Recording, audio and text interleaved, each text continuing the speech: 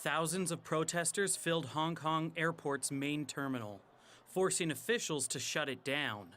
Dozens of flights, including one from Vancouver, cancelled. 2 months of protests in Hong Kong, violence from both sides. In Vancouver, many Hong Kong Canadians watch on in horror. It's not fair. It's dangerous for all the Hong Kong people. CBC News spoke with this woman. We've agreed to protect her identity as she fears for the safety of her family back in Hong Kong. Hong Kong now is in a very, very dangerous position. She moved to Canada back in 1992, but most of her family still lives in Hong Kong. The message I got from them is worry, fear, not safe. To the point where she says they are now considering leaving the place they love. It's quite painful and also now it's not you choose, you're forced to do it, right? In order to protect all your young families. Protests began months ago after Hong Kong tried to pass an extradition bill. It has since been dropped, but the residents see it as another example of mainland China encroaching on their political autonomy and freedom, and have responded with ever-growing protests. In a statement, the Consulate General of the People's Republic of China in Vancouver defended the government's actions. The recent protests and demonstrations have turned into radical violence that seriously violates the law.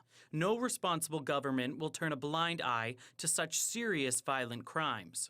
The violence not unnoticed by Prime Minister Trudeau. We are calling for peace, for order, for dialogue. We certainly call on China to be very careful and very respectful in how it deals with people who have legitimate concerns in Hong Kong.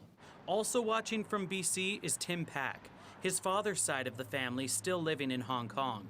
Just being here, but then also feeling kind of hopeless in that I can't really directly impact it by being there or taking care of family members. Pak says the political turmoil has caused a rift between not just the residents of Hong Kong, but also families. It's just getting very difficult to talk about the issue with certain people in the family, especially between different generations. Some family members side with the protesters, others with police, Pak says, leading to confrontation. We want to make sure that families are staying together, especially in a time like this where there's so much division, so many opinions, so much violence back home.